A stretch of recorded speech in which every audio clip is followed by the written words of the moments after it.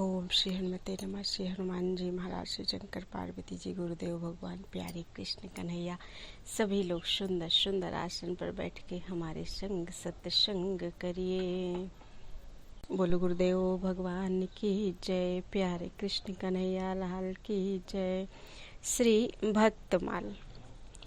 भक्तमाल में चरित्र चल रहा है भगवान की माया को जीत लेने वाले भक्त, और आज है चरित्र कथा श्री मानधाता जी की। महाराज इक्ष्वाकु के वंश में एक युवनाश्व नाम के परम प्रतापी राजा हुए। राजा युवनाश्व के 100 रानियां थी, परंतु संतान किसी के भी नहीं थी। इसलिए राजा युवनाश्व दुखी होकर अपनी सभी रानियों के साथ वन में चले गए। वहां ऋषियों ने कृपा करके राजा से पुत्र प्राप्ति के लिए इंद्र देवता का यज्ञ कराया। एक दिन राजा युवनाश्व को रात्रि के समय बड़े जोर की प्यास लगी। वे यज्ञशाला में गए, किंतु वहां देखा कि ऋषि लोग सो रहे हैं। तब जल मिलने का कोई और उपाय न देखकर उन्होंने वह मंत्र से अभिमंत्रित ही जल ही पी लिया। जब प्रातःकाल ऋषियों को मालूम हुआ तो उन लोगों ने भगवत इच्छा को ही प्रधान माना। इसके बाद प्रसव का समय आने पर युवनाश्व की दाहिनी कोख फाड़कर एक बालक उत्पन्न हुआ। उसे रोते देखकर ऋषियों ने कहा, यह बालक दूध के लिए रो रहा है, अतः किसका दूध पिएगा? तब इंद्र ने कहा, मेरा पिएगा। माँ धाता, बेटा तू रो मत। यह कहकर इंद्र ने अपनी तर्जनी उंगली उसके मुंह में डाल दी। ब्राह्मणों और देवताओं के प्रसाद से युवनाश्व की भी मृत्यु नहीं हुई। वे जंगल में ही तपस्या करके मुक्त हो गए। इंद्र ने उस बालक का नाम रखा त्रिशदस्यु, क्योंकि रावणादि दस्यु लुटेरे उससे भयभीत रहते थे। इंद्र ने जो जन्म के समय कह दिया था मानधाता, अतः बालक मानधाता नाम से भी जगत में प्रसिद्ध हुआ। मानधाता जी वे चक्रवर्ती राजा हुए। भगवान के तेज से तेजस्वी होकर उन्होंने अकेले ही 7वें द्वीप वाली पृथ्वी का शासन किया। वे यद्यपि आत्मज्ञानी थे तथा कर्मकांड की उन्हें कोई विशेष आवश्यकता नहीं थी, फिर भी उन्होंने बड़ी बड़ी दक्षिणा वाले यज्ञों से यज्ञ पुरुष प्रभु की आराधना की। परम योगी मुचकुंद जी इन्हीं के पुत्र थे। बोल वृंदावन बिहारी लाल की जय। अगला चरित्र है श्री पिप्पलाद जी का। ये महर्षि दधेची के पुत्र थे। जिस समय देवताओं की याचना पर श्री दधीची ने अपनी अस्थियां उनको प्रदान की, ऋषि पत्नी सुवर्चा उस समय आश्रम से कहीं बाहर गई हुई थी। जब वे आश्रम में आईं और देवताओं की स्वार्थपरता से पति की मृत्यु का समाचार उन्होंने सुना तो उन्हें बड़ा दुख हुआ और उस पतिव्रता ने पतिलोक जाने का विचार कर पवित्र लकड़ियों द्वारा एक चिता तैयार की। उसी समय श्री शिवजी की प्रेरणा से आकाशवाणी हुई कि प्राज्ञ, ऐसा साहस मत करो। तुम्हारे उदर में मुनि का तेज वर्तमान है, तुम उसे यत्न पूर्वक पहले उत्पन्न करो, पीछे तुम्हारी जैसी इच्छा हो वैसा करना। क्योंकि शास्त्र का ऐसा आदेश है कि गर्भवती को सती नहीं होना चाहिए। उसे सुनकर वह मुनि पत्नी क्षण भर के लिए विस्मय में पड़ गई, परंतु उस सती साध्वी सुवर्चा को तो पतिलोक की प्राप्ति ही अभीष्ट थी। अतः उसने अपने उदर को विदीर्ण कर दिव्य स्वरूपधारी अपने पुत्र को पीपल के समीप रख दिया और स्वयं स्वामी में चित्त लगाकर अग्नि को प्रणाम कर चिता में प्रवेश किया और पति सहित दिव्य लोक को चली गई। पीपल के वृक्षों ने उस बालक का पालन किया था, इसलिए आगे चलकर वह पिप्पलाद नाम से प्रसिद्ध हुआ। ये भगवान शिव के अंश से प्रादुर्भूत हुए थे। पिप्पलाद जी ने उसी अश्वत्थ के नीचे लोगों की हित कामना से महान तप किया था। वह स्थल आज भी पिप्पल तीर्थ एवं अश्वत्थ तीर्थ के नाम से प्रसिद्ध है। प्रश्नोपनिषद में वर्णन आता है कि भरद्वाज पुत्र शुकेशा, शिव कुमार, सत्यकाम, गर्ग गोत्रोत्पन्न, सौर्यायणी, कौशल देशीय, आश्वलायन, विदर्भ निवासी भार्गव और कत्य ऋषि के प्रपौत्र कबंधी, ये सब के सब परब्रह्म की खोज करते हुए हाथ में समिधा लेकर भगवान पिप्पलाद ऋषि के पास गए। तब श्री पिप्पलाद जी ने उन लोगों को श्रद्धापूर्वक ब्रह्मचर्य का पालन करते हुए तप करने को कहा। आपका कथन है, तेषामेवैष ब्रह्मलोको येषां तपो ब्रह्मचर्यम येषु सत्यम प्रतिष्ठितम। अर्थात जिनमें तप और ब्रह्मचर्य है, जिनमें सत्य प्रतिष्ठित है, उन्हीं को ब्रह्मलोक मिलता है। बोलो वृंदावन बिहारी लाल की जय। अगला चरित्र है श्री निमि जी का। ये महाराज इक्ष्वाकु के पुत्र थे और महर्षि गौतम के आश्रम के समीप वैजयंत नामक नगर बसाकर वहां का राज्य करते थे। एक बार निमि ने 1 सहस्र वर्ष में समाप्त होने वाले यज्ञ का आरंभ किया और उसमें श्री वशिष्ठ जी को ऋत्विज के रूप में वर्ण किया। श्री वशिष्ठ जी ने कहा कि 500 वर्ष के यज्ञ के लिए इंद्र ने मुझे पहले ही वर्ण कर लिया है, अतः इतने समय तक तुम ठहर जाओ। राजा ने कुछ उत्तर नहीं दिया। इससे वशिष्ठ जी ने यह समझकर कि राजा ने उनका कथन स्वीकार कर लिया है, इंद्र का यज्ञ कराने चले गए। विचारवान निमि ने यह सोचकर कि शरीर तो क्षणभंगुर है, अतः विलंब करना उचित नहीं है, उसी समय महर्षि गौतम आदि अन्य होताओं द्वारा यज्ञ प्रारंभ कर दिया। इंद्र का यज्ञ समाप्त होते ही मुझे निमि का यज्ञ कराना है। इस विचार से वशिष्ठ जी तुरंत ही आ गए। राजा उस समय सो रहे थे। यज्ञ में अपने स्थान पर गौतम का होता का कर्म देखकर वशिष्ठ जी ने सोते हुए राजा को शाप दे दिया कि इसने मेरी अवज्ञा करके संपूर्ण कर्म का भार गौतम को सौंपा है, इसलिए यह देहहीन हो जाए। वशिष्ठ जी ने शाप दिया है, यह जानकर राजा निमि ने भी उनको शाप दे दिया कि गुरु ने मुझसे बिना बातचीत किए अज्ञानता पूर्वक मुझ सोए हुए को शाप दिया है, इसलिए उनकी भी देह नष्ट हो जाएगी। इस प्रकार शाप देकर राजा ने शरीर छोड़ दिया। महर्षि गौतम आदि ने निमि के शरीर को तैल आदि में रखकर उसे यज्ञ की समाप्ति तक सुरक्षित रखा। यज्ञ की समाप्ति पर जब देवता लोग अपना भाग ग्रहण करने के लिए आए, तब ऋत्विजों ने कहा कि यजमान को वर दीजिए। देवताओं के पूछने पर कि क्या वर चाहते हो, निमि ने सूक्ष्म शरीर के द्वारा कहा कि देह धारण करने पर उससे वियोग होने में बहुत दुख होता है, इसलिए मैं देह नहीं चाहता, समस्त प्राणियों के नेत्रों पर मेरा निवास हो। देवताओं ने यही वर दिया। तभी से लोगों की पलकें गिरने लगीं। देवताओं ने आशीर्वाद दिया कि राजा निमि बिना शरीर के ही प्राणियों के नेत्रों पर अपनी इच्छा के अनुसार अस्तित्व का पता चलता रहेगा, नहीं, अपनी इच्छा के अनुसार निवास करें। वे वहां रहकर सूक्ष्म शरीर से भगवान का चिंतन करते रहें। पलक उठने और गिरने से उनके अस्तित्व का पता चलता रहेगा। इसके बाद महर्षियों ने यह सोचकर कि राजा के न रहने पर लोगों में अराजकता फैल जाएगी, निमि के शरीर का मंथन किया। उस मंथन में से एक कुमार उत्पन्न हुआ। जन्म लेने के कारण उसका नाम जनक हुआ। विदेह से उत्पन्न होने के कारण वे वैदेह और मंथन उत्पन्न होने के कारण उस बालक का नाम मिथिल हुआ। उसी ने मिथिलापुरी बसाई। यथा जन्मना जनकः सोभूद वैदेहस्तु विदेहजः मिथिलो मथनात् जातो मिथिला ये निर्मिता। इस वंश के सभी राजा आत्मविद्यात्रयी अर्थात ब्रह्मनिष्ठ होते आए हैं। मुनियों के आशीर्वाद से यह वंश सदा से योगी, ज्ञानी और भक्त रहा है। इसी कुल में श्री शीरध्वज जनक के यहाँ आदिशक्ति श्री सीता जी ने अवतार लिया था। ओम हरि बोलो वृंदावन बिहारी लाल की जय। अगला चरित्र है श्री भरद्वाज जी। श्री भरद्वाज जी श्री रामचरण कमलानुरागी संत थे। इनकी भगवत भक्ति लोक प्रसिद्ध है। भगवत भक्ति का इन्हें आदि स्रोत कहें तो अति उक्ति नहीं होगी। श्री रामायण जी की कथा का प्रचार तो इनके ही द्वारा हुआ है। ये श्री गंगा यमुना जी के परम पावन संगम पर प्रयागराज में रहते थे। भरद्वाज मुनि बसहि प्रयागा, तिनहि राम पद अति अनुरागा। प्रत्येक मकर में समस्त ऋषि कल्पवास करने आते थे और इन्हीं के आश्रम में आकर ठहरते थे।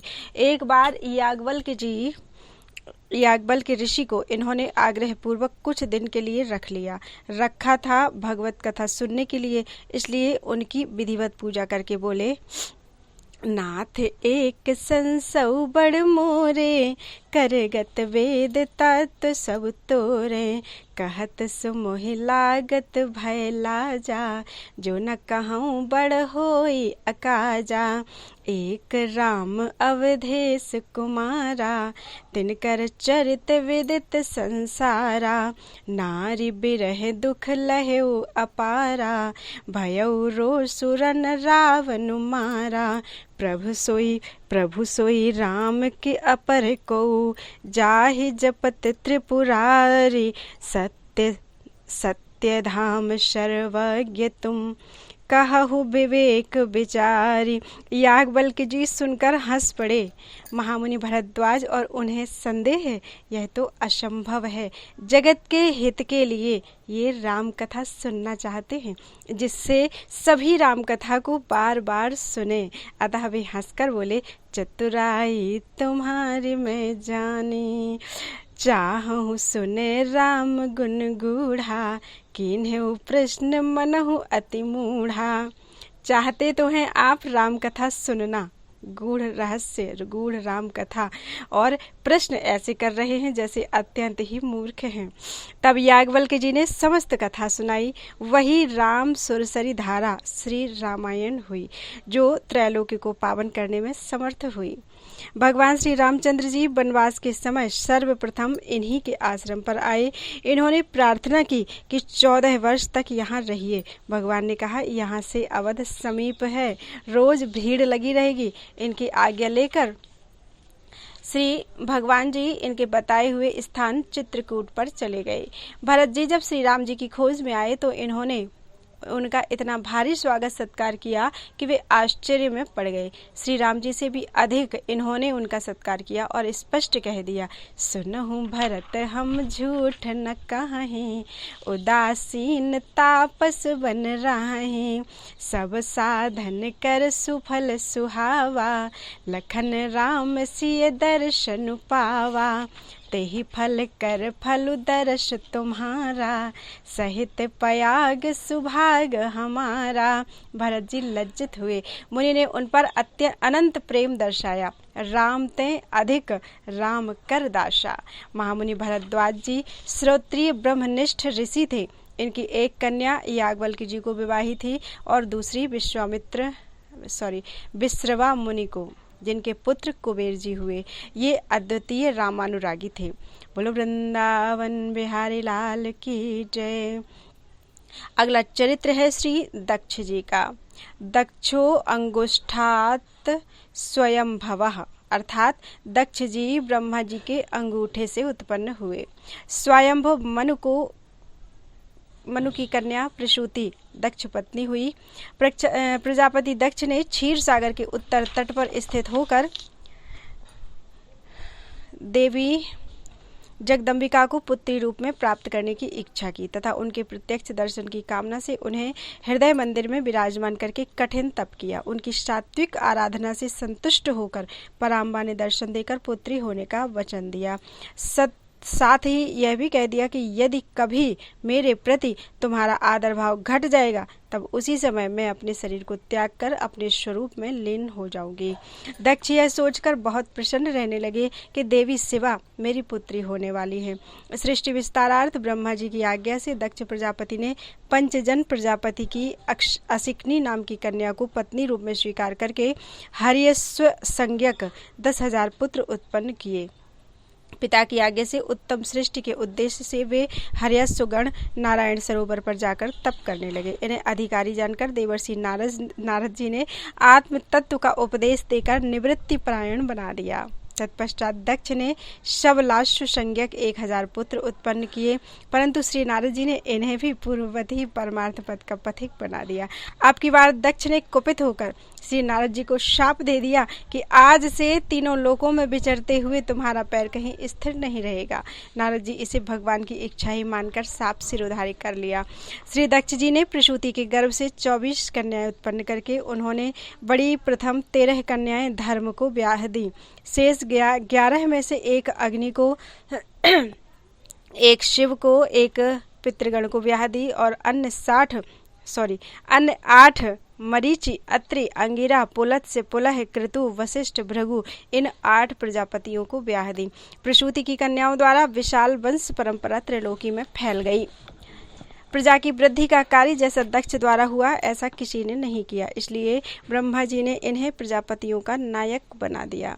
अति प्राचीन काल में एक बार विश्व सृष्टाओं ने एक यज्ञ किया जिसमें समस्त परमर्षि देवता, मुनि और अग्नि आदि अपने अपने अनुयायियों सहित आकर उपस्थित हुए। जब सूर्य के समान तेजस्वी दक्ष उस समय वहां आए तो दक्ष को देखकर उनके तेज से प्रभावित और घर से चित्त होकर धर्षित चित्त होकर श्री शिव जी और ब्रह्मा जी को छोड़कर अन्य सभी देवगण, ऋषिगण आदि सदस्यगणों ने अपने आसन से उठकर सम्मान दिया।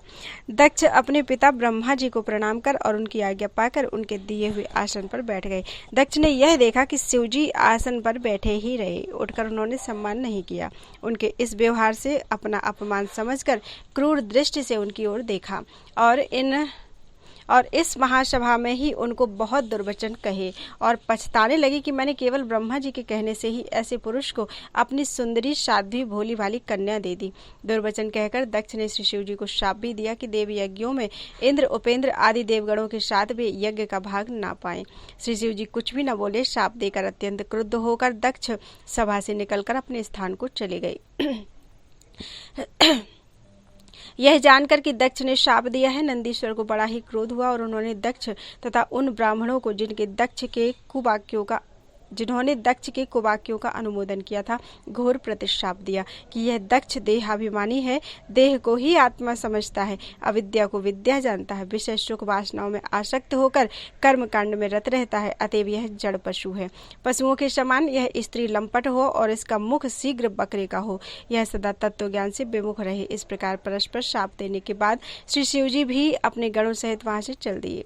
कालांतर में दक्ष ने रुद्र का अपमान करने के लिए ही बृहस्पति शव नामक यज्ञ किया। यज्ञ में शिव का अपमान देखकर सती ने शरीर त्याग कर दिया। सती के तन त्याग को सुनकर श्री शिव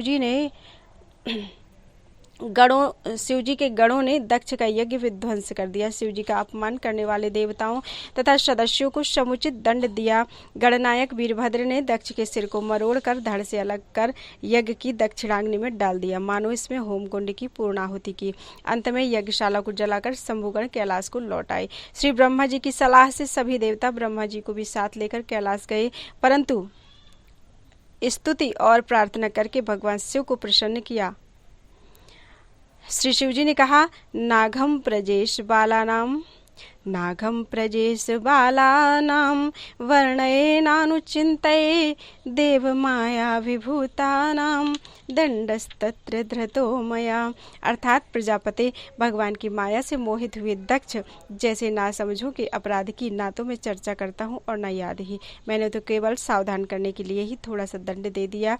तत्पश्चात शिवाज्ञानुसार दक्ष के धड़ से बकरी का सिर जोड़ दिया गया। श्री शिव जी की कृपा से दक्ष सोकर जागे हुए के समान जी उठे। दक्ष का हृदय शुद्ध हो चुका था। श्री शिव के प्रति श्रद्धा का सिंधु उमड़ पड़ा और बड़े ही विनीत भाव से उन्होंने शिव की स्तुति की। इसके बाद पुनः यज्ञ आरंभ किया, जिसमें यज्ञ पुरुष भगवान विष्णु ने साक्षात प्रकट होकर दक्ष को ज्ञानोपदेश देते हुए शिव, ब्रह्मा तथा स्वयं में तात्विक एकता का निरूपण किया। सबने भगवान की स्तुति की। यज्ञ सानंद संपन्न हुआ। मैंने इस शरीर से शिव का अपमान किया है, यह विचार कर ग्लानि में भरकर दक्ष प्रजापति ने अपना वह शरीर त्याग कर प्रचेतागढ़ की मारिशा नाम की पत्नी के गर्भ से पुनः जन्म लिया। इन्होंने जन्म लेते ही अपनी कांति से समस्त तेजस्वियों का तेज छीन लिया। श्री ब्रह्मा जी ने इन्हें पुनः प्रजापतियों के नायक पद पर अभिषिक्त कर दिया। ये कर्म करने में बड़े दक्ष थे, इसी से इनका नाम दक्ष हुआ। भगवद आराधन पूर्वक इन्होंने सृष्टि का विस्तार एवं संरक्षण किया। बोलो वृंदावन बिहारी लाल की जय।